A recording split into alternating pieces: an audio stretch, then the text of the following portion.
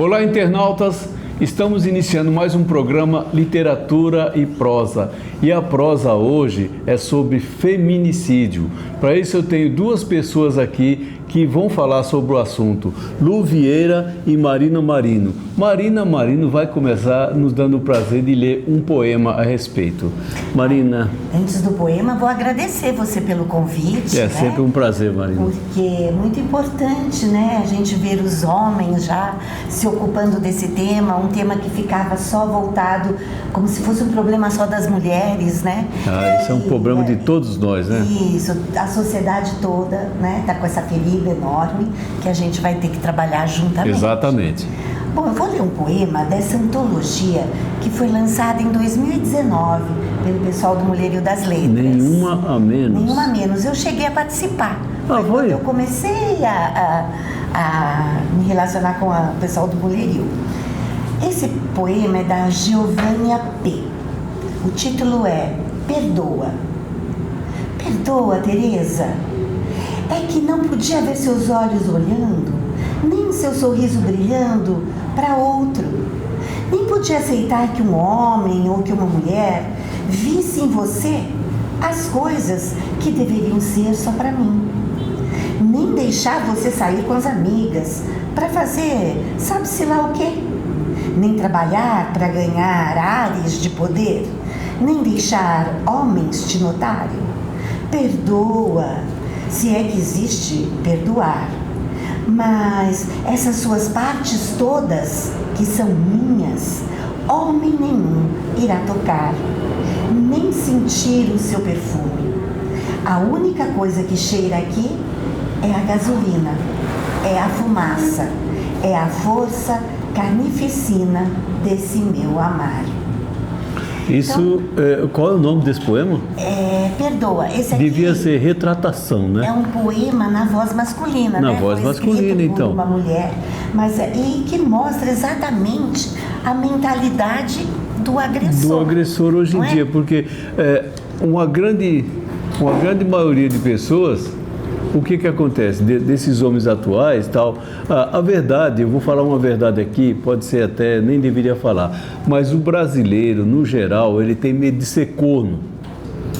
Essa é a realidade. Desculpa a palavra, mas essa é a realidade. Então ele se acha dono da mulher que tem. Ele acha que ele tem direito, todos os direitos sobre ela, dono tal. Do corpo, dono do corpo, dono do que ela tem, dono do que ela pensa, da vida ou da morte. Vida ou da morte. Então, os reis antigos tinham o poder da vida e da morte, porque as pessoas davam esse poder aí. Mas o homem atual, não, ele não tem esse direito de... Como que você esfaqueia uma pessoa 15 vezes, 25 vezes? A Grada Quilomba, ela vai dizer o seguinte: toda vez que você tiver uma situação assim de desconforto, de que você se torna uma pessoa traída emocionalmente, você acha que você pode matar, você inverte o gênero.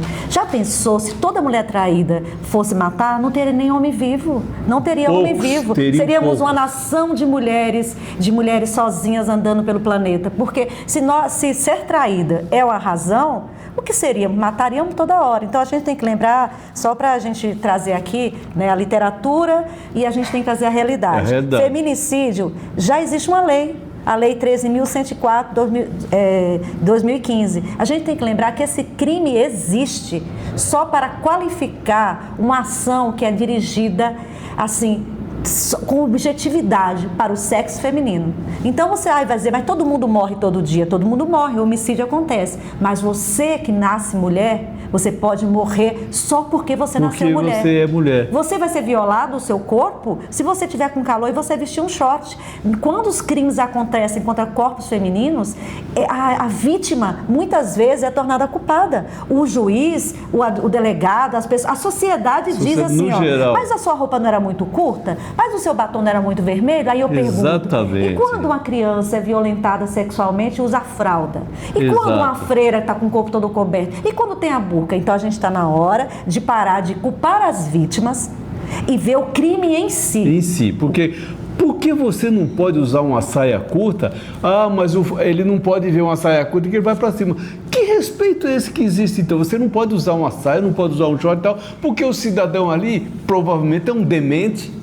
né, que não consegue respeitar uma pessoa Vale a pena a gente falar aqui do movimento feminista. Com E certeza. há muito tempo ele está reivindicando, né, essas mudanças culturais, né, na cultura do nosso povo. Exato. Claro que o feminicídio sempre existiu, não é uma questão só brasileira. Não. Né? O Brasil parece estar o quinto no ranking. Mas se a gente parar para pensar, as mulheres, a dramaturgia, a literatura, as feministas temos todas denunciado essa prática. É verdade, não é? é verdade. Desde o caso da Ângela Diniz, Exato. que foi em 1976, eu tinha 18 anos naquela época, tinha acabado de entrar na faculdade.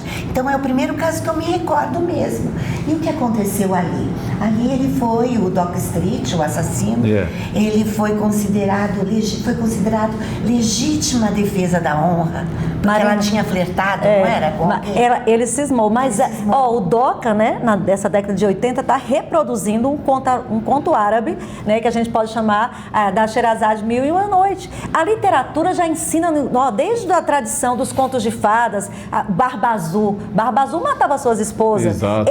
O DOCA repete igualzinho ao rei, né, da Sherazade. Ele fala assim: minha mulher me traiu, então eu vou casar e toda noite eu mato minha esposa. Quando ele já matou todo mundo do reino, ele vai casar com Sherazade, que é a filha do assistente dele, principal, né? Aí ele leva a filha, mas a filha era muito inteligente e a filha tinha um dom, ela sabia ler, porque ler e escrever é um dom que todo mundo tem que ter. Ela conta as histórias e aí ele fica tão fascinado pelas histórias que não morre. Então a Sherazade vai acabar com o feminicídio naquela época. E esse motivo que levava esse rei a matar era a honra, né? Que é a mesma coisa usada pelo DOCA nos anos 80 na vida real. E que é a mesma coisa que o Bentinho usa para acusar a Capitu, né? Ele também faz. A literatura vem ensinando. Ela vem ensinando. Como fazer isso. Agora eu falo para você, Lu. Como é difundida a literatura no país? A gente já fala disso há muito tempo, né, Marina? Literatura não é hábito no país. A pessoa para na frente da TV, assiste um podcast, assiste um monte de coisa, mas não lê o livro. A dramaturgia. Sim. Rede Globo, na época, em 82, fez uma série, Quem Ama Não Mata. Eram vários episódios contando casos, né, de feminicídio, e vem toda vez investindo nesses assuntos, né?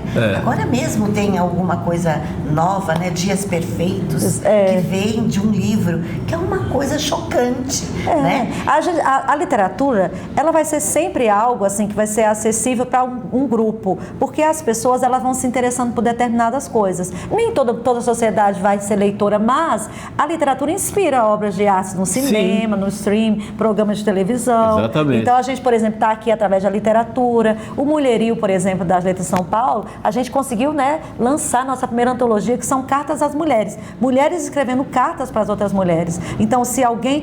E os homens precisam ler isso. Os homens precisam ler nossas produções para poder começar, porque tem o feminicídio, que é o crime em si, e tem um silenciamento que o patriarcado faz ao longo dos séculos, né? Com o nosso trabalho, com nossa vontade, com o nosso lugar de fala. Por isso que a gente fica feliz de estar aqui. Tudo é barrado, né? Quando a mulher quer fazer alguma coisa em ascensão, não, eu vou fazer. Mas eu fico doido quando alguém fala assim: isso aqui é besteira.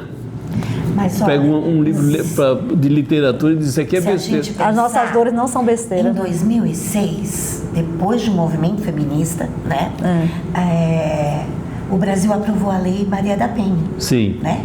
E o que essa mulher, até hoje, é criminalizada? Pois é. A própria Maria da Penha, que é vítima, saiu um documentário questionando que ela é uma mulher cadeirante hoje em dia, pela condição que o marido deixou, e esse documentário praticamente o inocentava. Parecia que ele não tinha feito nada. Não, essa mulher é vítima, está cadeirante, uma mulher esclarecida, uma mulher que tem uma pesquisa literária, uma mulher importante. Uma visão, né? As leis existem no país. Sim. A da Maria da Penha dá conta das violências. Né? E outra a própria do feminicídio também. O da Maria da Penha vai por terra aquele ditado, né? Em briga de marido e mulher, ninguém mete a colher. Não, tem que meter. Mete a colher, o faqueiro inteiro. A concha, a colher, tudo mexe. Não deixa crescer tudo. Isso, porque você tá colaborando com o homicídio, o feminicídio ali. Se você escutar a discussão, tá brigando, tal, socorro, tal, já estão de novo. É isso que o pessoal fala.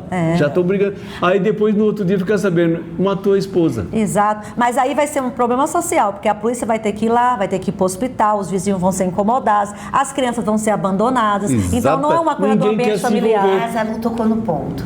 O grande problema são os órfãos. Eu vi uma reportagem recentemente que diz que só esse ano 700 mil crianças ficaram órfãs por feminicídio. Quer dizer, a maioria delas perdeu a mãe e o pai, né? Foi preso. Porque o pai está preso, e crescem a mãe falecida. Não é o pai, mas na grande maioria das vezes. As crianças crescem desnorteadas, tristes, violentadas. Então, assim, eu acho que a sociedade, tenho certeza que a sociedade tem que entender que a gente está num momento que a gente precisa fazer justiça com o agressor de forma que o intimide. Eu posso ler um poema para falar sobre esse tema? Que diz assim, com a justiça falha, que justifica o agressor, cinicamente autoriza toda forma de terror, agracia o criminoso que alegra sofrer de amor.